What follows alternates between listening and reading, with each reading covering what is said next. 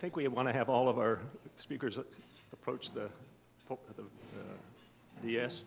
Our sponsors for today's forum is Cardinal Health, represented by Director of Community Relations Diane Radigan, and Vice President of Enterprise Solutions Ann Leah Bumpola and their associates.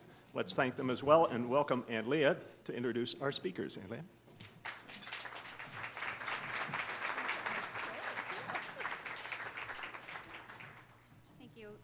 It's such an honor to be here today to introduce our speakers. I'm here representing Cardinal Health, but I'm also representing the communities of Central Ohio who need the services at Nationwide Children's Hospital for their families. In 2005, my daughter spent 75 days in the hospital, and my family had the opportunity to participate in the hospital's Family Advisory Board to give input into the hospital. In representing Cardinal Health, we are the business behind healthcare.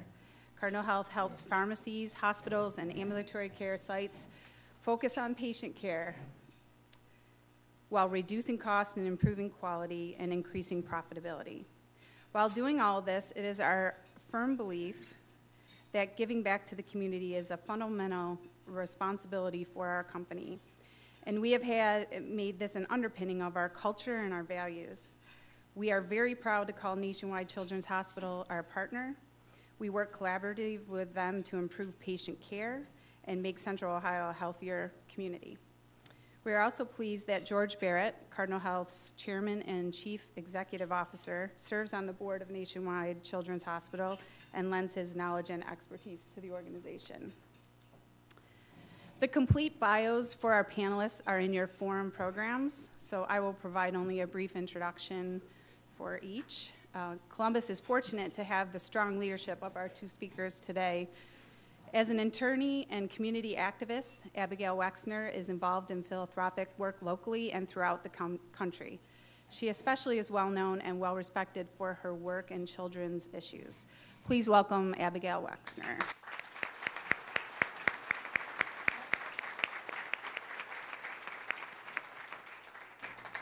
Dr. Steve Allen became Chief Executive Officer at Nationwide Children's Hospital on July 1st, 2006. In addition to a business background, Steve is a board-certified anesthesiologist and critical care medicine. Please welcome Steve Allen.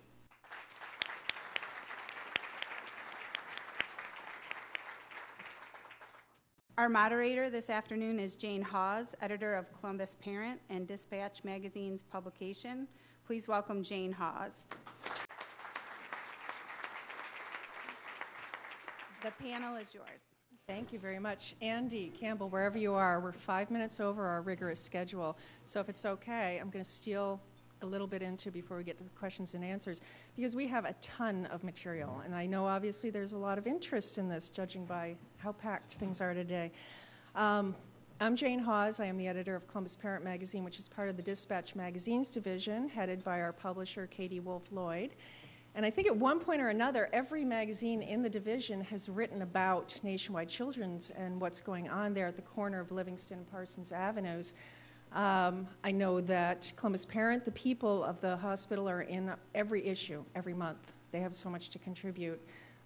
Capital Style magazine, they've featured folks, Columbus Monthly, Columbus CEO, even Columbus Alive, I believe, has a Dr. McDreamy type feature coming up very soon. So just because they're cute doesn't mean they're not brilliant physicians. So, and maybe our dining magazine, Crave, hasn't yet written about them, but having seen the wood-burning pizza oven in the new cafeteria, the gelato stand and espresso bar at the Magic Bean Cafe, probably they will need to write about the new hospital themselves. But we're going to kick things off today with a video that I first saw last August when they were unveiling the new logo for the hospital, and I think you'll find it very interesting. Please take a look.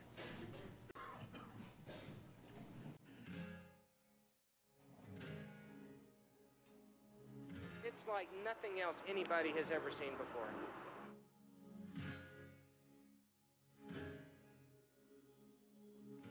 This institution is the best of what Columbus is.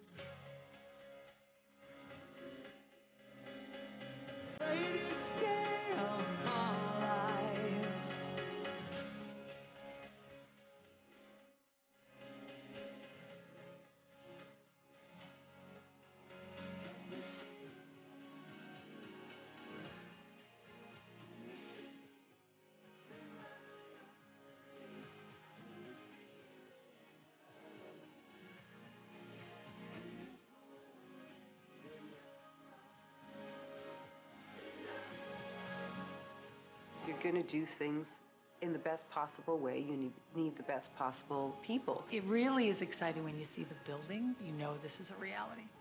The goal was just to try to make the new facility everything the old was and more. I'm hearing it already. They're just wowed. The staff is very excited about the way in which they have had input into how that space is designed allows them to do their jobs better.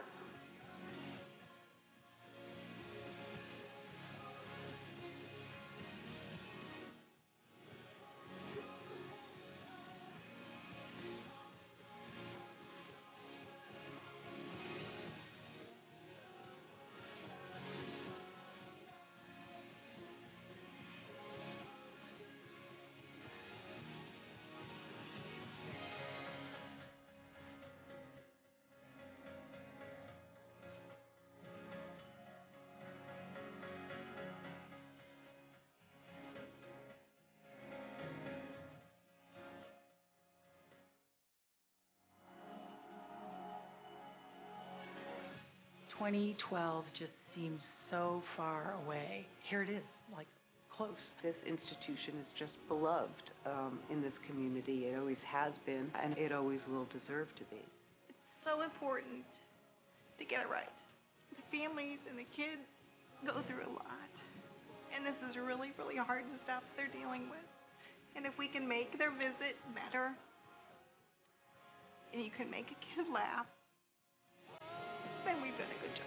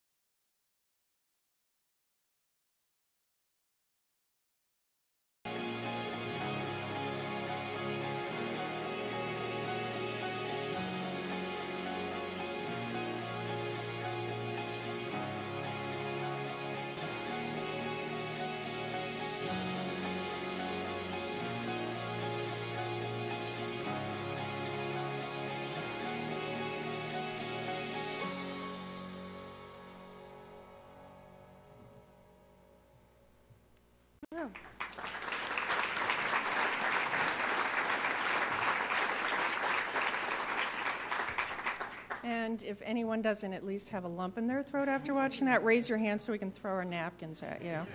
And if that didn't get your attention, we're going to start off. I have a few numbers that probably will. Nationwide Children's is 120 years old this year. With this expansion of the campus, they're adding 2.1 million square feet to an existing 3.2 million. That project was originally slated at $840 million. It came in at $786 million. So they came in under budget by nearly 6.5%. Pretty impressive. The fundraising portion of financing this was supposed to raise $250 million. To date, they've raised a little more than $300 million. So nearly 20% over goal. And that was Ann Wolf's doing. So if you want to hire her for your next fundraising campaign. In 2012, they expect nearly 1 million patient visits, which is going to bring them to number 4 in the size of children's hospitals in the country. The number of beds they'll be adding brings them to number 2. They're nationally ranked already in 10 pediatric specialties, ranging from cancer to gastroenterology, pulmonology, orthopedics, all the biggies. And they're already in the top 10 of pediatric research institutions as determined by the funding from the National Institutes of Health. But obviously, we need to go back to the beginning in order to put these numbers in perspective. $786 million construction projects don't just spring up out of nowhere. So I'm going to start by asking Abigail. You were there at the beginning, and you've talked to me a little bit about the development, the need for a strategic master plan, that there had not been one. So maybe walk us through, what were the thought processes then? Sure. Just wanted to say good afternoon, everyone, and thank you so much for being here. I think, the turnout today is just testament again to the amazing support that Children's Hospital has in this community, and we are so grateful. The families, the staff, everyone involved in that project is so grateful to this community. So yes, I have been there for many years. Actually, I've chaired the board for 7 now, and really began this project at the beginning of that. It goes back all the way to 2006 in the planning.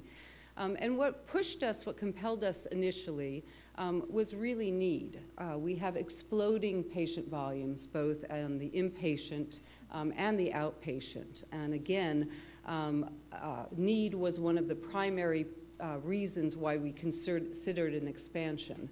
But just as importantly, I think we have been on a path with the support of the board, with the support of the community, and obviously with Steve's leadership, on really driving towards a different level of excellence.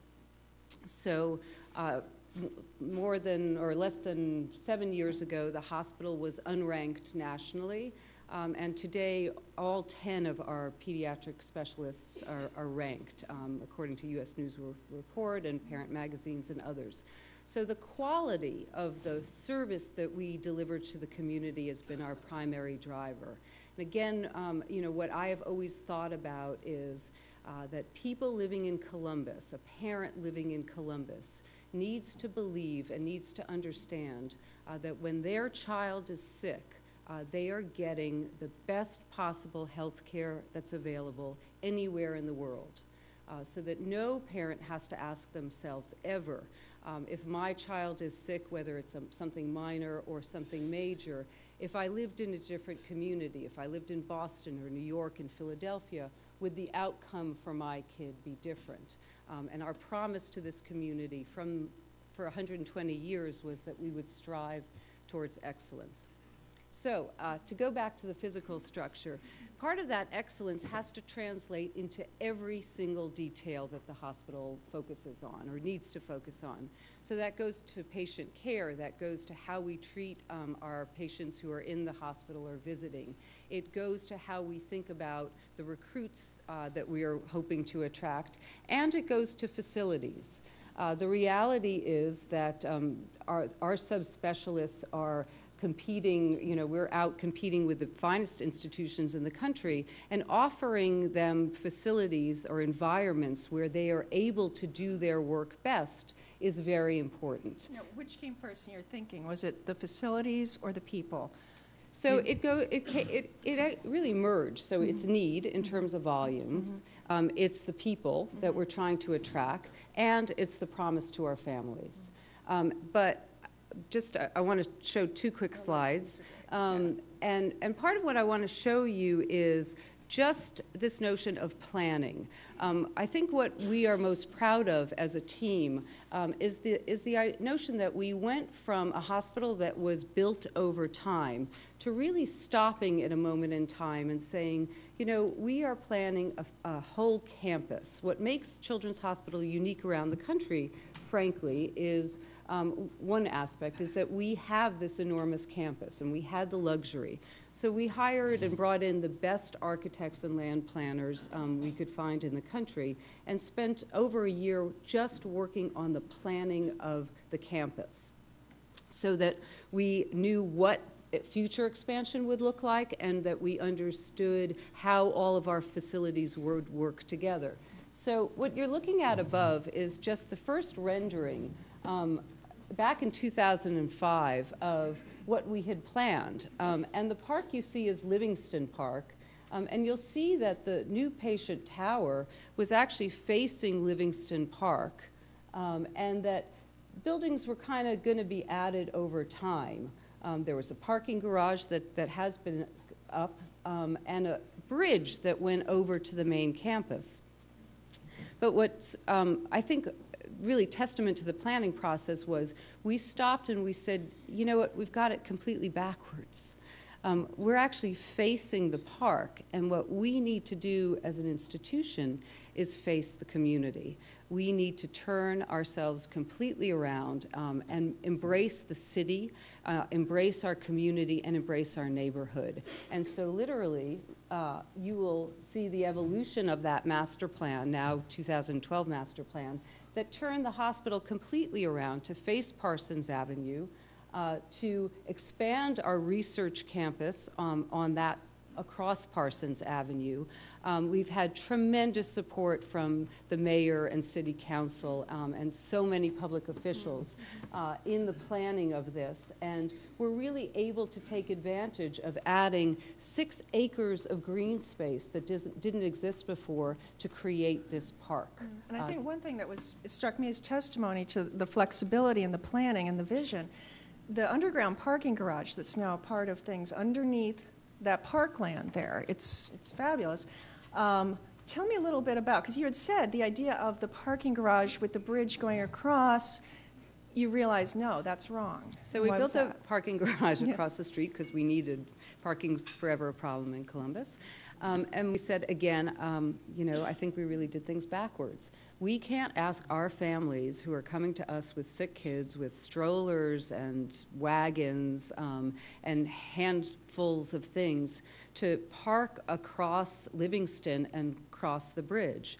And so, again, with help from the city and re-engineering, we made parking available to all of our families who are accessing the patient tower underground. So all of our families will park within, you know, much more convenient place, and staff will use the parking across the street. And that was pretty late in the process, wasn't it? Yeah, about a year out, was it? Not quite that close, but yeah. Down the road. And that was, as I believe I understand, it was facilitated by the cost savings that had already been achieved. Basically, thanks to the recession, you were doing quite well on your costs. Apologies to any construction people here. But whatever it takes. Yeah, you know, exactly. They did. The timing, because that was one of the interesting facets, was the fundraising was completed right before the recession started. And then when you had to start going out and spending the money. Yeah. God really was smiling. I mean, as you said, I mean, no one could have done the job that Ann Wolf did in this community, raising that kind of money. Again, testament to her and to the support that this community has always demonstrated for the institution. But hitting it before the recession hit, then taking advantage of the pricing during the recession. Couldn't plan for it. And just continued to move from there. Yeah, yeah. Now, Steve, I want to pull you in a little bit. The creation of this plan has occurred. You've been recruited as one of the top guns brought in from elsewhere that, as I understand, some institutions maybe don't cherish, Nationwide Children's around here, for bringing in world-class talent. You embarked upon, almost immediately, I think, after you started, a tour of children's hospitals across the country. It was like 10 or 11, I believe. Yeah. Tell us a little bit about what you were looking for and what you saw and how it helped shape the thinking. So I think it's a great question, and actually the idea of going and touring had occurred before I got appointed to this job, and I got to participate, but it's something obviously that is important. So what we did is we went and looked at 10 different children's hospitals around the country, some of which had just been completed, some which were in the construction phase, and some that were still in a planning phase. Because it was important to us from the direction we'd gotten from Abigail and the board is that when this building opened in 2012, and next month now, which is still striking for me to say that, but when this opens next month, it needed to be state-of-the-art in 2012. And when you're planning in 2006, it means we got to figure out how far out in the horizon can we try to perceive what are the kinds of services, amenities that people are thinking about that might need to be incorporated into this building. So we learned a lot from all those projects, and it was very enlightening to us. Some of you may remember the kinds of hospitals you might have been hospitalized in 30, 40, 50 years ago. The thing that characterized them was a very heavy institutional feel. They were sterile, they weren't very inviting. And over time, design has obviously come into play where people now realize that the look and feel and the experience that you have within the hospital is a critical part of the healing that has to go on with these families. So, you know, I commend the staff for having the vision and the foresight to go and see what other people were thinking. Yeah, and I take it you saw some of that out there, but you also didn't see enough of it because there was a lot of sort of customizing that went on with your own staff. Maybe we'll jump ahead a little bit in our conversation, but a lot of the furniture in the rooms and the features were custom designed by the staff. Tell me a little bit about that. So one of the things that we took very much to, and I think I may have mentioned this crowd 6 years ago when I came and talked, is that I graduated from medical school 35 years ago. And when I graduated, we thought that we were taking, the way that we delivered care was the way that it was supposed to be done, and that it was for the benefit of the patients and the families. But what we've come to realize over the ensuing years is that so much of the way medicine is delivered is to the convenience of the practitioners, the doctors, the nurses, the radiology department. We make you wait. We make you work in our environment. And a big part of the designing of this building is that we need to change that paradigm. So we brought in early this family advisory group, which is a very active group at Children's. And I commend to Linda Stovrock, who has shepherded this group, who's sitting here today, over the years. And it's made up of parents of former and current patients at Nationwide Children's Hospital who give of their time to help us design better ways to take care of children and their families. And so we involved them very early on in the process. And we can talk more about that, but a lot of the things that we did and the things that you mentioned were because they weren't things that we thought of. We're on the other side. They're thinking, parents said, if family-centered care is what you're talking about, this is what you need to provide us. And before we get to some of those little specifics, I do want to talk a little bit about sort of the plan, recruiting people. And I know it's already begun. The research building, do we have this slide of the research? Flip ahead. That's the one that you see now on the opposite side of Parsons Avenue from the 12-story new main hospital. That goes online later this year? Yeah. Tell me a little bit about the talent that you've already recruited and what sort of the goals are with bringing these people in. Well, I think what a great softball question. Steve, as one of those world-class talents. Try not to strain myself swinging. The direction from the board clearly when I came in was that, we're going to get the best possible people to Columbus. And we know it's a challenge. But we're going to provide the resources, we're going to provide the community support, because this is a great place for people to live, and it's going to be an even better place for people to pursue their professional aspirations. So that's what we've done. We've just gone out and tried to communicate that of all the places that one could pursue their craft, whether it's taking care of patients or pursuing the generation of new knowledge through research, this is the place that you want to be. Part of that is just creating a buzz about Nationwide Children's Hospital on a national level, and we've been good at being able to say the things that are going on. A lot of it is just, I give credit to the community. I'm one outsider. I see a few of my other colleagues in the audience who aren't from Columbus, and we had a different perspective on this community after we came and visited. And then once you kind of get a feel, not just for the opportunities, but the way that the community engages this particular institution is like nothing any of us have seen anyplace else in the country. And once you get a feel for that and what the possibilities are, then you start to think, well, maybe this is where I need to be. Now I'm going to sort of throw a few concepts at you that I've learned along the way. There are a lot of buzz phrases that have popped up with this project. And I'm going to ask you to explain them because they really are, I think, critical to the details, the level of detail in this building. And I hope all of you do take the opportunity to go and participate in some of the opening weekend events that are occurring June 9th, 10th, 11th.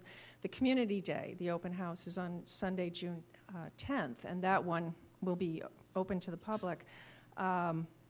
But you'll be able to see the thought that's gone into everything. I think where it starts with, and maybe Abigail, this was one of the things that you felt most strongly about, the phrase "a hospital in a park in a hospital." Sort of explain that one and how it's manifested in that structure. So again, really looking at the amenity that we had, this creation of the 6 acres adjoining Livingston Park, which is, I think, the city's oldest park.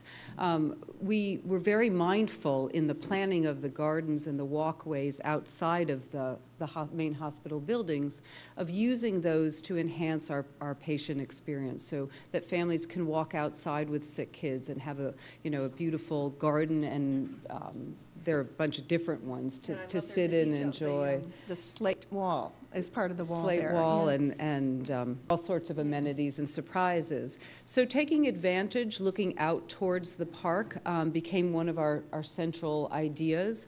And what was wonderful was then carrying that theme to the inside. So we brought in just a fabulous group called Ralph Applebaum and Associates working here to really explore a completely different approach to the design of the interior of the hospital.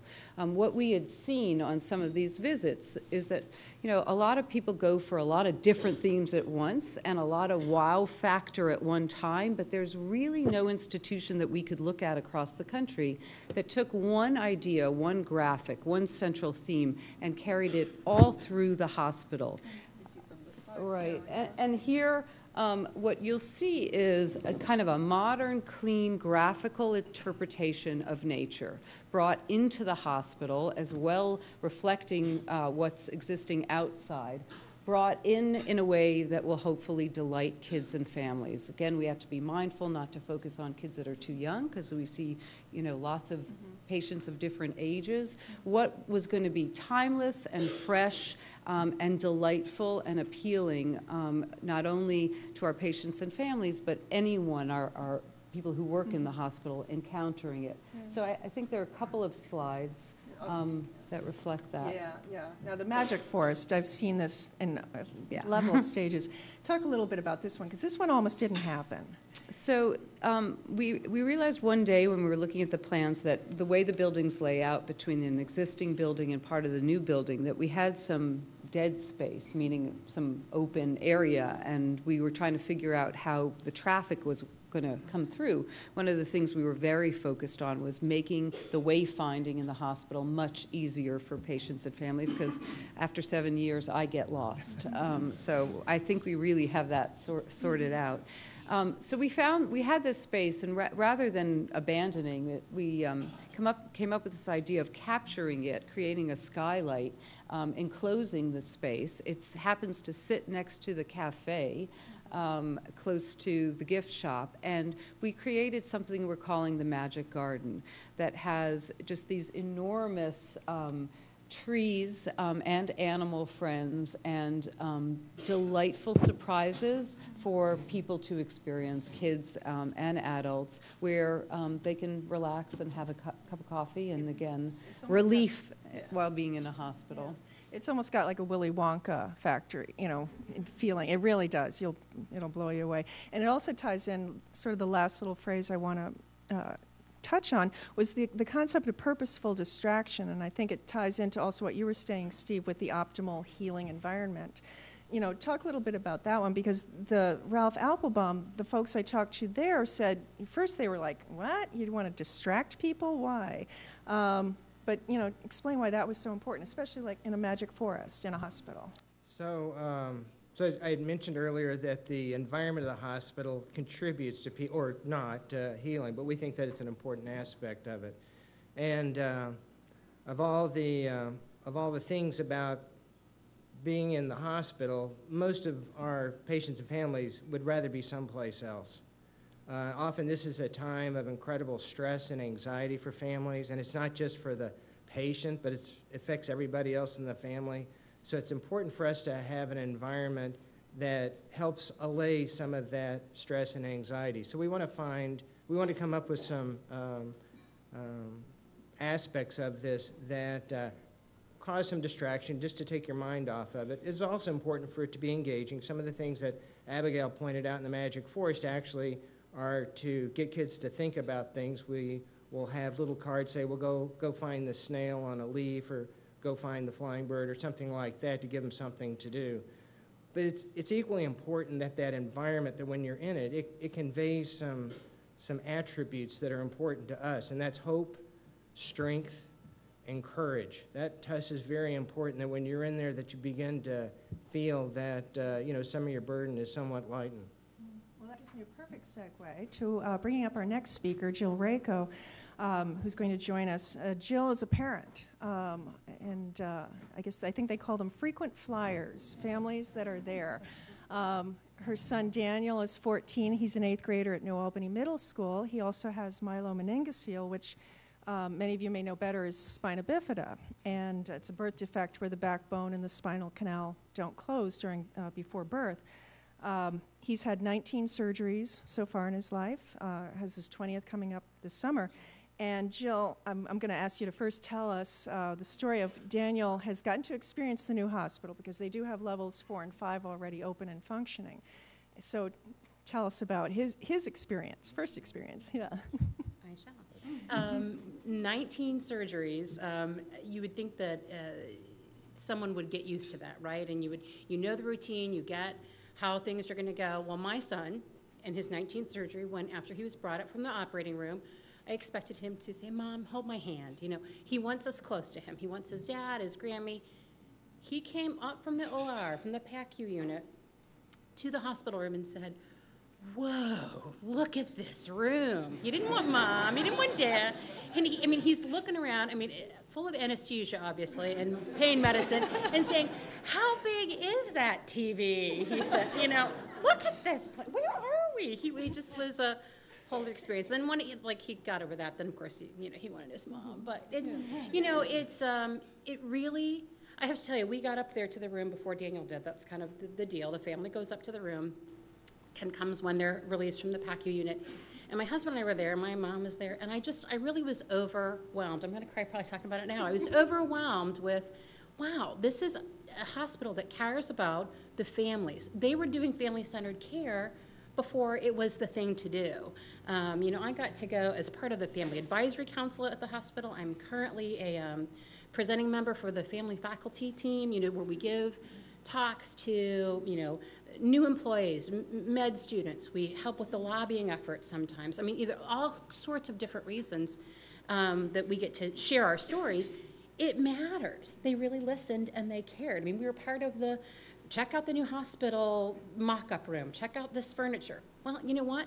There wasn't some place where I was going to be comfortable sleeping for 2 weeks if my son had to be there for 2 weeks. So we designed furniture that was going to accommodate us for 2 weeks. Really, it was like Club Med. I couldn't believe it. If you have not been, I really encourage you to consider some of the opening day activities. Where they're just, it's really great. And what are some of the other details that you've noticed so far that are going to hopefully make life a little easier?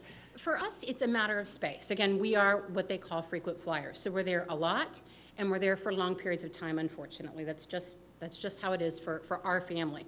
So there's a zone for the parents where there's closets. We get to put our things in a closet. There's a place where I don't have to leave my son. I've got a place where I can shower. I've got, there's clearly a zone for the patient because, well, that's why we're there. And then there's a staff and a patient care zone. So really, before we were literally all on top of one another, tripping over each other. Oh, I'm sorry, physically. We would sit next to Daniel in bed and our knees were up against his bed. That's the kind of space we were dealing with. I don't know what, tripled, doubled, it's unbelievable. They really took that to heart. And in terms of some of the aesthetic designs, I know there's psychology behind what's going on there. Do you notice any kind of, feeling, reaction with it? Absolutely.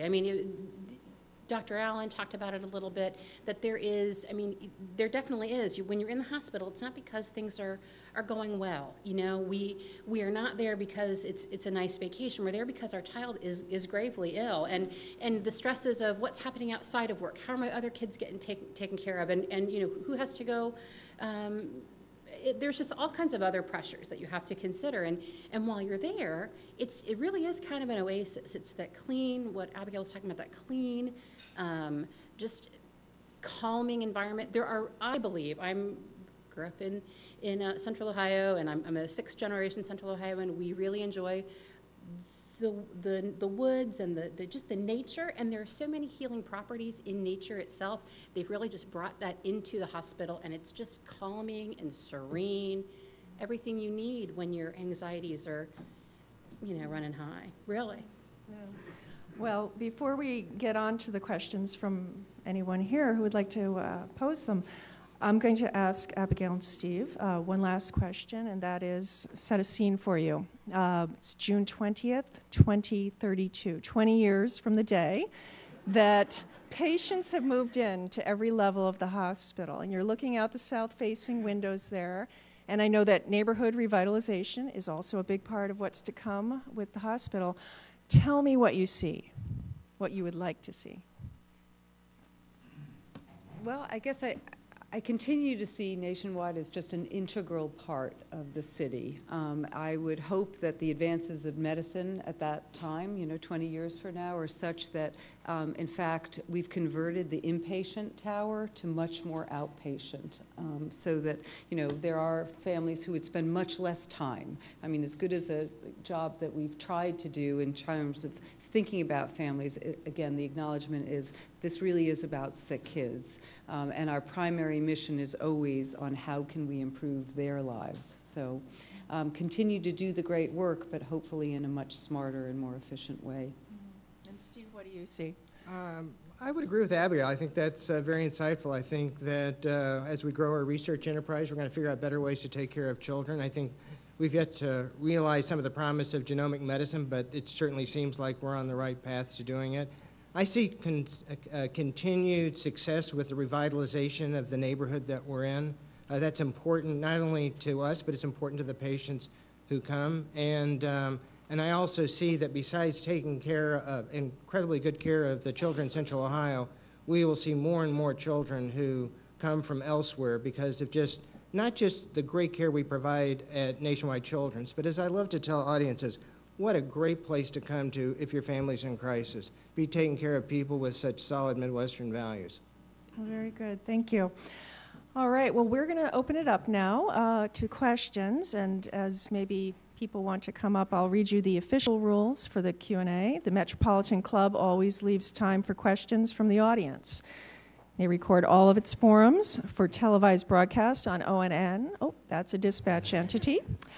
Streaming on Columbus Metropolitan Club's website and the Columbus Metropolitan Library website.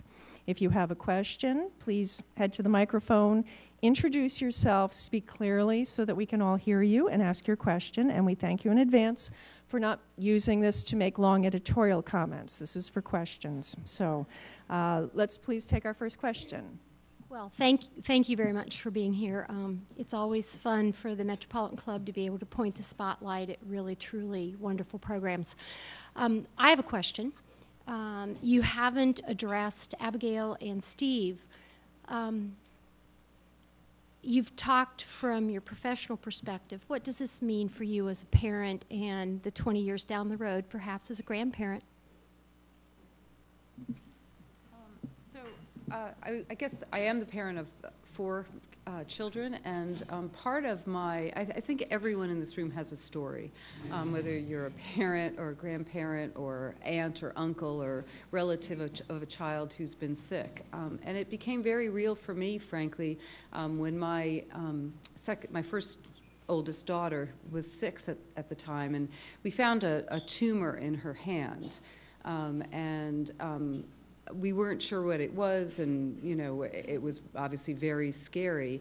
And she had been to see someone here, and I decided in the mother's panic that I was going to find out who the best specialist in the country was, and I was going to take her to that specialist, which in fact I did, and she had the surgery, and it turned out to be fine. But that was really kind of a crucible moment for me in understanding that feeling of how unfair it was that simply because I was in a position to be able to do that research and then to get her someplace else, that I had the confidence that she was getting the best possible treatment. So when I spoke before of that promise to our families, it really does, for me, very personally stem from that, that I don't want any parent or any grandparent or any relative in this community who has a child who's sick to have that same feeling of, I need to go elsewhere because I don't know that my kid will be taken care of the best here, and I think we're doing our very best to focus on that. Steve, do you have anything? So I think for me, coming from the other side of it, is that the building is to serve a purpose. It's got two purposes to it. One is to inspire parents and children and to provide an environment that conduce to their healing. And the building is also important for us to be able to inspire the people whom we want to come here. Because this community deserves to have the best physicians and scientists and nurses anywhere. And they're inspired to come to a place that's got a beautiful building and is function, is thoughtful, and is consistent with the reason why they went into taking care of people to begin with. All right. Next, please. Yes, my name is Liz Hickson. 2 years ago, my 16-year-old granddaughter, who is now 18, was diagnosed with MS. They live in the San Francisco area, and she was in the Children's Hospital of the University of San Francisco, the children's section. And I was just amazed. We had a 4-doctor conference with Grandma and Grandpa. It was just so great. Just wondered about the treatment of MS and also the research at Children's. MS generally affects older, not children so much, but usually young adults. So we collaborate with the Ohio State University Medical Center, which does have some active people working on multiple sclerosis, and we work collaboratively if we happen to have a child who is unfortunate to come down with that. Well, and I would just add from the family perspective, almost every time I'm in the hospital, whether I'm in the surgery waiting room or I'm in the spina bifida clinic or where I meet a family who has traveled long distances to come to our Nationwide Children's Hospital. I mean, most recently I met a family from New Mexico. So we have quite an asset. I can't speak to the MS part of it, but I think overall it's something to behold. I'm Carol McGuire, and this patient care component is just extraordinary. But I'm also wondering about the research component of Nationwide Children's Hospital. So we have as was mentioned, we have a rapidly growing research enterprise. Some of you have heard me say research is a lifeblood of an academic medical center like Nationwide Children's. And the way that I usually describe that is that you can have a choice. You can take your child to a place where they read the latest textbooks and they do everything those textbooks say, or you can take your child to a place where they write the textbooks.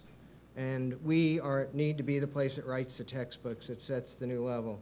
So we've been very fortunate to be able to recruit a number of people who are just at the top of their game, and they've been very successful at attracting external funding for it.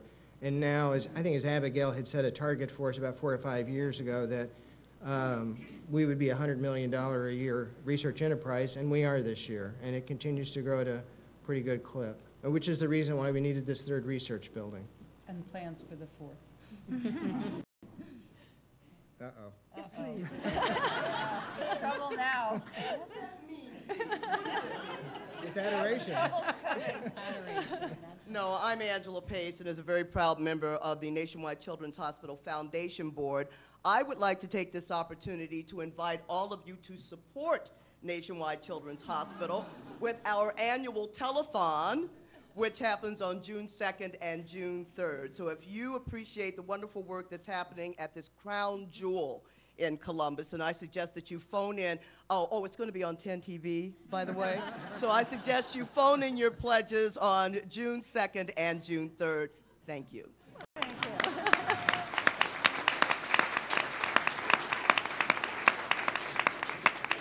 Very good. Any other questions at this time? Well, I'm going to close it with just one more, and I'll ask everybody up here. What is your favorite little feature to visit in the hospital? Abigail, you want to start? I hope you'll all get to see the animal friends. Do we have the slide? Do we have a slide of the animal friends? Yeah. If you go back, I think there he is. Well, that's just one of them. So we actually spent a long time working on this aspect. Again, trying to think of something, bringing nature in for the kids, having something that the kids would just respond to immediately. And we came up with the idea of including animals that we would have found in the parkland, very much of Ohio. So we didn't want zoo animals. These were Ohio animals. And then we set out to find the best carvers that we could find, and it turns out that the best carvers of carousel horses that exist in the world are located in Mansfield, Ohio. So we all went out to see them and engaged with them, and then created these series of different animals, and you'll see them all through the hospital on every patient floor and through the public spaces, and hopefully they continue to delight. And I think as it was explained to me, they're all 6 foot tall, and that was based on the fact that the eye would be facing a mother holding a child. Was that, I think you were telling me, Steve. Yeah, we have pictures when they walk by, the child reaches down, pats it or kisses it or something like that. It's very engaging. Yeah. All right, Steve, what's your favorite little feature? I would say it's the inpatient rooms. I'm very proud of the fact that they look completely different than the way we had originally designed them because of the way that the families and the nurses did them. But when our tagline is everything matters, those rooms, as you go through it, millimeter by millimeter, clearly, everything matters. Just so many different details to it. And I believe this will set the model for certainly pediatric hospital rooms for some time to come. And I don't want to be a copycat, but really, I just can't describe to you what a game changer these rooms are for families who have to live at the hospital. Unfortunately, what many of us have to do that, and it really is, it's a game changer. And for the patients, I've got a 14-year-old son, Wi-Fi for everyone. He can text, he can use his iPad, it's really state-of-the-art technology, the space, the thought for everyone has a place, a purpose. It's got, I love the serenity, the whole concept. I love everything about the hospital, but it has to be the patient rooms. They really were, they're a game changer for us. Well, thank you very much, everyone. And Rich.